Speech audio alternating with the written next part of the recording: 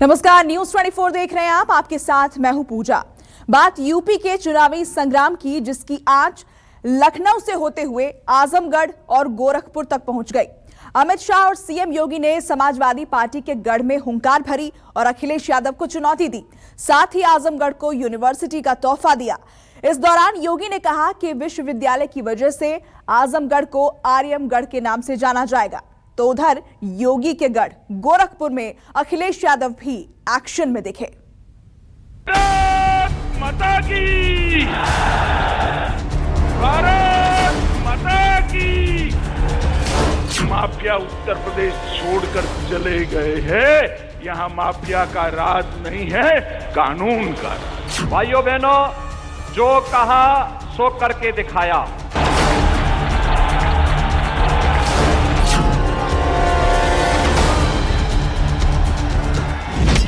आजमगढ़ की सभी विधानसभा सीटों में कमल खिलने वाला है। आने वाले समय में परिवर्तन होना तय है और बदलाव होके रहेगा। उत्तर प्रदेश में 300 पार वाली भारतीय जनता पार्टी की सरकार।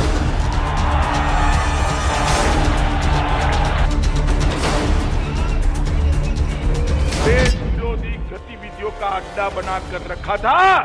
उस आजमगढ़ से आज युवा शिक्षित होकर देश के विकास के काम में लगेंगे। आप याद करिए, 2007 में यही आजमगढ़ में मुझ पर हमला हुआ था। जो लोग ये कहते थे कि महंगाई कम होगी, उन्होंने महंगाई बढ़ाई है। यूपी में सियासत का सबसे बड़ा अखाड़ा सज चुका है।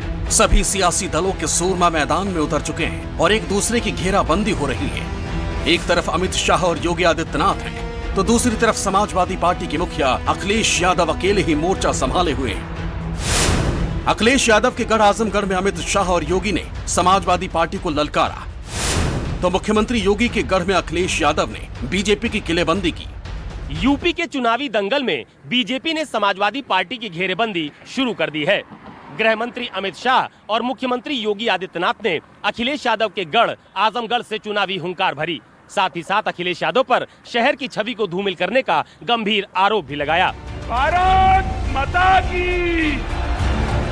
सबसे पहले बात आजमगढ़ की, जहां की धरती पर कमल खिलाने के लिए बीजेपी के दो दिग्गज अमित शाह और सीएम योगी आदित्यनाथ एक साथ उतरे। दोनों ने अखिलेश यादव पर दिल खोलकर प्रहार किया। दोनों ने पिछली समाजवादी सरकार पर आजमगढ़ की छवि खराब करने का आरोप लगाया। इस पवित्र भूमि पर आजमगढ़ के अंदर यूनिवर्सिटी का भूमि पूजन के कार्यक्रम में मुझे योगी जी ने बुलाया है। मैं योगी आदित्यनाथ जी का धन्यवाद करना चाहता हूं कि जिस आजमगढ़ को दुनिया भर के अंदर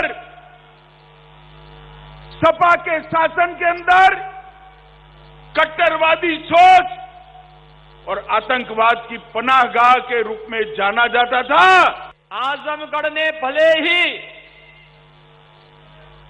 दो पूर्व मुख्यमंत्री दिए हो, लोकसभा में सांसद चुन करके भेजे हो, लेकिन उनके कारण आजमगढ़ की पहचान धूमिल ही हुई है। पहचान का संकट आजमगढ़ के सामने उन्होंने हमेशा खड़ा किया था। ये वही आजमगढ़ है 2017-2014 के पहले यहां का नौजवान जब देश के अंदर कहीं जाता था तो होटल में कमरा नहीं मिलता था, धर्मशाला में कमरा नहीं मिलता था। पहचान का एक संकट खड़ा होकर के आपके सामने पहचान का एक संकट खड़ा होता था। अमित शाह ने कहा कि बीजेपी की सरकार ने परिवारवाद पर विराम लगाया तो माफिया राज को भी खत्म किया। उन्होंने मोदी राज में JAM का मतलब भी समझाया। मोदी जी ने एक जैम लाया है जिससे भ्रष्टाचार विहीन खरीदी हो सके। उसका आधार क्या है? जे का मतलब है जन धन बैंक अकाउंट, ए का मतलब है आधार कार्ड और M का मतलब है हर आदमी को मोबाइल। अब जब मैं कहीं बोला ऐसा गुजरात में, तो एक समाजवादी पार्टी के नेता बोले हम भी जैम लाए हैं। मुझे थोड़ा आश्चर्य लगा। मैंने एक पत्रकार को पूछा कि भाई ये कौन सा जैम लाए, जरा जांच करो तो। उसने कहा आपको मालूम नहीं है? मैंने बोला नहीं, मुझे नहीं मालूम है। उन्होंने कहा उनके जैम का मतलब है जे से जिन्ना, ए से आजम खान और एम से मुख्तार। आज क्या किसी की हिम्मत है कि संघ से कोई सरेआम हत्या कर ले? आज कोई गुंडा किसी राह चलती हुई बेटी और बहन को छेड़ने का दुस्साहस कर पाएगा? अगर कोई करेगा तो उसे मालूम है कि दुर्योधन और दुशासन के क्या हाल हुए थे। आजमगढ़ से बीजेपी की ये ललकार ऐसी ही नहीं है, बल्कि इसके पीछे की वजह सियासी है। ये इलाका समाजवादी पार्टी का गढ़ रहा है। ऐसे में बीजेपी की पूरी कोशिश यहाँ किसी भी तरह से सेंधमारी हो जाए। पिछले विधानसभा चुनाव में भारतीय जनता पार्टी को सपा बसपा ने चारों खाने चित कर दिया था। 10 विधानसभा सीटों में सिर्फ एक सीट पर कमल खिला, लेकिन अमित शाह अब कह रहे हैं कि अब की आजमगढ़ की सभी सीटों पर कमल खिलेगा। आज योगी आदित्यनाथ और अमित शाह ने जाति और धर्म दोनों का कार्ड खेला। योगी आदित्यनाथ ने कहा आजमगढ़ का नाम आर्यमगढ़ कर दिया जाए, तो अमित शाह ने बनने वाले विश्वविद्यालय का नाम महाराजा सुहेलदेव के नाम पर करने का प्रस्ताव रख दिया। आपको बता दें कि 2017 के विधानसभा चुनाव में आजमगढ़ के 10 विधानसभा सीटों में से बीजेपी को सिर्फ एक सीट मिली थी। समाजवादी पार्टी ने 5 सीटों पर परचम लहराया था। बीएसपी की झोली में 4 सीटें हो गई थी। 2019 के लोकसभा चुनाव के वक्त बीजेपी के प्रचंड लहर में भी अखिलेश यादव ने आजमगढ़ सीट पर जीत दर्ज की थी। बात करें 2012 के विधानसभा चुनाव की तो तब आजमगढ़ में बीजेपी को एक भी सीट नहीं मिली थी, जबकि अखिलेश की पार्टी ने 9 सीटों पर परचम लहराया था। बीएसपी की झोली में सिर्फ एक सीट गई थी। ऐसे में अब बीजेपी ने यहां अपनी पूरी ताकत झोंक दी है। अमित शाह ने आजमगढ़ में राज्य विश्वविद्यालय का शिलान्यास किया। विश्वविद्यालय का नाम महाराजा सुहेलदेव रखा।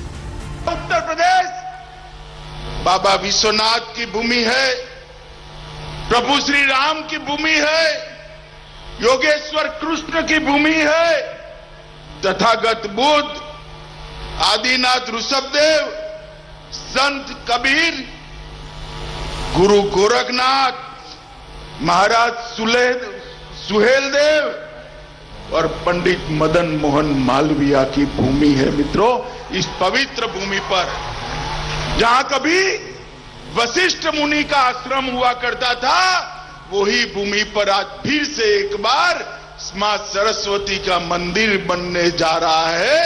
मैं योगी जी को बहुत बहुत बधाई देने जा रहा हूं। आजमगढ़ में एयरपोर्ट बन रहा है, अंतिम चरणों में चल रहा है। लगभग 95% कार्य पूरा हो गया है। और भाइयों बहनों, यह विश्वविद्यालय जो आज यहां पर जिसकी आधारशिला रखी जा रही है,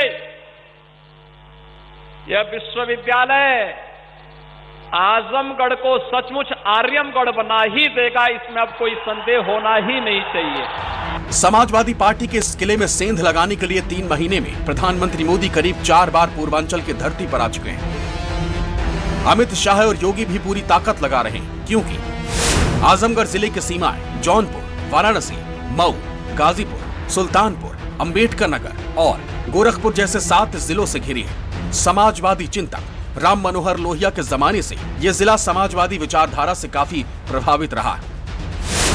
आजमगढ़ में यादव मुस्लिम वोटर 45% हैं, जबकि अगड़ी जातियां 24%, दलित 30% हैं। और इसी सामाजिक समीकरण की वजह से यह जिला समाजवादी पार्टी का गढ़ बना हुआ है।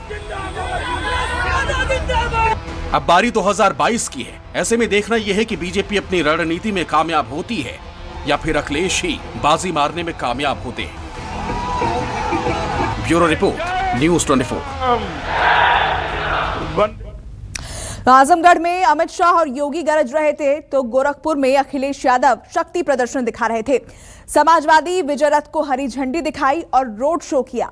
इस दौरान उन्होंने ऐलान किया कि 2022 में बीजेपी का सफाया होगा।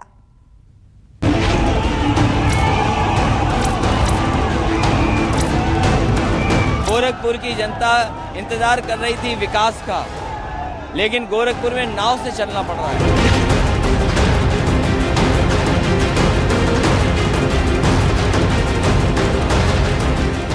हमने कहा था कि 10 नए विश्वविद्यालय बनाएंगे, और आज मैं जब यहाँ आया हूँ तब 10 विद्यालय बनाने का काम आज पूरा हो।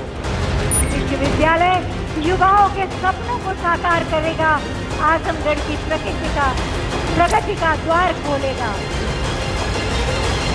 उत्तर प्रदेश का विकास ठप किया है सरकार ने, इसलिए विकास के लिए मैं अपील करने आया हूँ कि एक बार फिर समाजवादियों का सहयोग और समर्थन करें।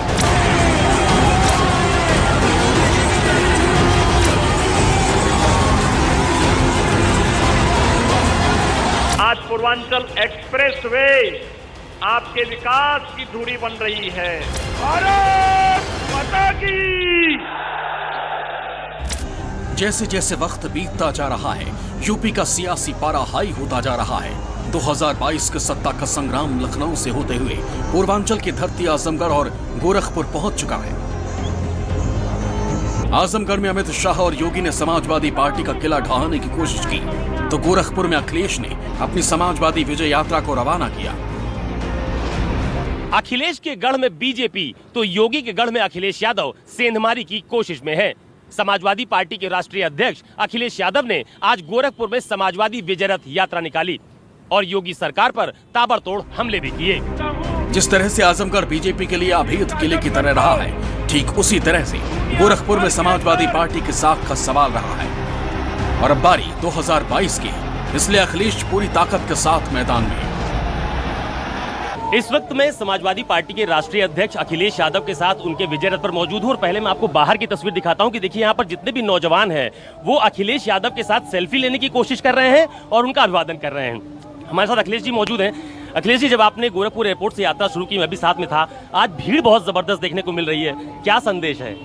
22 में बदलाव होना तय है और ये जो जन समर्थन दिखाई दे रहा है, उत्साह दिखाई दे रहा है, 22 में बदलाव होना तय है। यही बेरोजगार बदलाव लाएंगे, यही नौजवान क्रांति लाएंगे, यही नौजवान नई सरकार बनवाएंगे, क्योंकि भारतीय जनता पार्टी ने हर वर्ग के साथ धोखा किया है, चाहे वो किसान हो, चाहे नौजवान हो, चाहे व्यापारी हो। गोरखपुर हमेशा से मुख्यमंत्री योगी का गढ़ रहा है। वो यहाँ से 5 बार सांसद रह चुके हैं, लेकिन 2017 में मुख्यमंत्री बनने के बाद 2018 के उपचुनाव में निषाद वोटों की वजह से यहाँ की सीट एसपी को मिल गई थी। लेकिन 2019 के लोकसभा चुनाव में बीजेपी ने वापस अपने किले पर कब्जा कर लिया। अगर बात करें विधानसभा चुनाव की, तो गोरखपुर जिले में 9 विधानसभा सीटें आती हैं और 2017 के विधानसभा चुनाव में बीजेपी को 8 सीटें मिली थी। एक सीट पर बीएसपी का कब्जा हुआ था, जबकि समाजवादी पार्टी को निराशा ही हाथ लगी थी। अगर और पीछे 2012 के विधानसभा चुनाव की बात करें तो बीजेपी को 3 सीटें मिली थी, बीएसपी की झोली में 4 सीटें गई थी। एसपी और एनसीपी को एक सीट से ही संतोष करना पड़ा था। अब अखिलेश यादव की पूरी कोशिश है कि 2012 और 2017 के निराशाजनक परिणाम को सुधारकर योगी के घर में साइकिल दौड़ाई जाए। ये गोरखपुर से तीसरा चरण शुरू करने के पीछे का कोई खास मकसद है क्या? क्योंकि मुख्यमंत्री जी जो हैं वो गोरखपुर के हैं और गोरखपुर में जो विकास का वादा किया था, विकास तो नहीं हुआ। लोगों को नाव चलानी पड़ रही है, पूरी बरसात में नाव से चलना पड़ा उन्हें। विकास के नाम पर जो गोरखपुर की जनता को धोखा दिया, ये कई समय पर ये प्रचार करते हैं कि ईज ऑफ डूइंग बिजनेस। ये ईज ऑफ डूइंग बिजनेस नहीं है, ईज ऑफ डूइंग क्राइम किया है। जिस तरीके से ठोको नीति लागू हुई है, ईज ऑफ डूइंग बिजनेस नहीं है, ईज ऑफ डूइंग क्राइम यहाँ चल रहा है। और कोई कल्पना कर सकता है कि व्यापारी की हत्या हो जाए?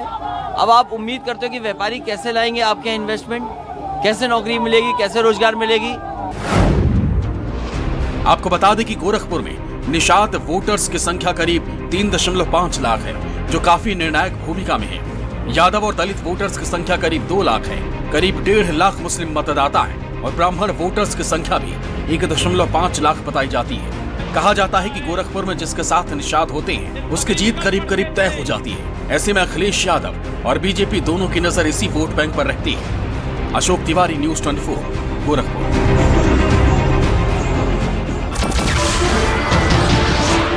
नमस्कार, मैं हूं मानक गुप्ता। अगर आपको हमारा ये वीडियो पसंद आया हो तो इसे लाइक और शेयर जरूर करें और हाँ, हमें सब्सक्राइब और फॉलो करना ना भूलें ताकि आप देश और दुनिया की कोई खबर मिस ना करें। तो जुड़े रहिए हमारे साथ और देखते रहिए न्यूज़ 24।